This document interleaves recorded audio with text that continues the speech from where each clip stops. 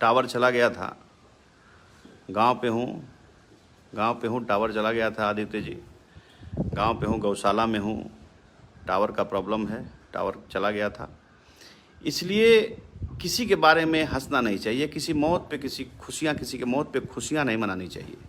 90 के दशक को आप लोग कोई अगर रिश्तेदार हो, आपका परिचित हो सिवान का, तो उससे पूछिएगा कि 90 के दशक में जो आदमी 2-2 बार विधायक और 4-4 बार सांसद रहा हो, ऐसा नहीं होगा।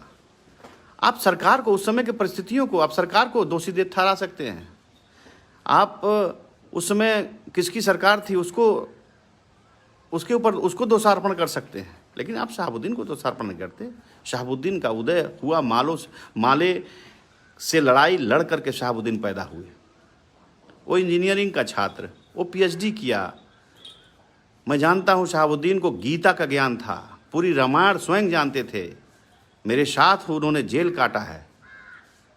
मैं पूरी रामायण उनको शहाबुद्दीन को पढ़ते देखा हूँ। पूरे गीता का एक एक लैंग्वेज, एक एक शब्द उनको कंठस्थ याद था उस व्यक्ति का। क्या आप लोग जानते हैं शहाबुद्दीन के विषय में? सब लोग शहाबुद्दीन को गाली ही सिर्फ दे रहे थे। कल मैं देख रहा था फेसबुक पे, मुझे शर्म आ रही थी, ये भी शर्म आ रही थी कि किस संस्कार में आप लोगों का जन्म हुआ है।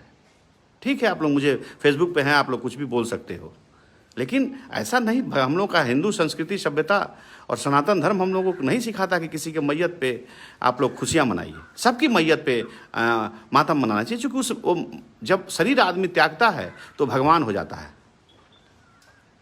इसलिए आप लोगों से मैं निवेदन करता हूं कि किसी मैयत, हाँ, जो व्यक्ति मुस्लिम समाज का लोग उस पत्रकार के मृत्यु पर भी अगर हंसे हैं तो भी गलत किए हैं, उनको भी ऐसा नहीं करना चाहिए। इस्लाम भी ऐसा नहीं सिखाता है। इसलिए दोस्तों, इस कोरोना महामारी में हम सबको मिल के लड़ना है और सबको घर में रहना है। जो 5G जियो 5G का जो ट्रायल हो रहा है, उससे भी कई लोग, उसके वायरस से भी कई लोग मर रहे हैं।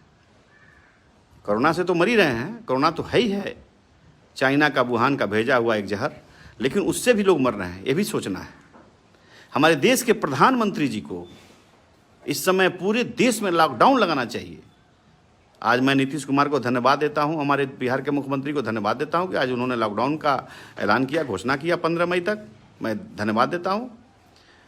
मैं तो मांग करता हूं भारत सरकार से और हर स्टेट, हर राज्य के मुख्यमंत्रियों से कि अपने राज्य को और पूरे देश के सांसद हो, राज्यसभा हो, विधायक हो, विधान परिषद हो, सबके 5 वर्षों के फंड को रोक दिया जाए और उस फंड को रोक करके हॉस्पिटल में लगाइए, वेंटिलेटर खरीदिए, ऑक्सीजन प्लांट लगवाइए सबको, ताकि हमारा फिर से कोई बीमारी से हमारे देश का कोई नौजवान, कोई हम लोग का गार्जियन बीमारी के चलते ना मर सके। मैं इस बीमारी को भोगा हूँ। 20-20, 22-22 दिन रहकर, 22 दिन रह कर के अस्पताल में मैं, अगली फर्स्ट बार जब कोविड की लहर आई थी तो उसमें मैं मरने से बचा, मौत के आगोश से मैं निकला हूँ, मैं जानता हूँ। लेकिन देश के नेताओं को का बहिष्कार करना चाहिए। जो नेता आप सिर्फ चुनाव कराने के फेर में पड़े, उस चुनाव आयोग का बहिष्कार करना चाहिए। क्या हो जाएगा? मैं भारतीय जनता पार्टी में हूँ, लोग मुझसे नाराज जाएंगे, हो जाए तो हो जाए। इंसानियत बचनी चाहिए, इंसान बचना चाहिए। जब इंसान रहेगा तभी कोई पार्टी रहेगी, तभी कोई मुख्यमंत्री बनेगा, तभी कोई प्रधानमंत्री बनेगा।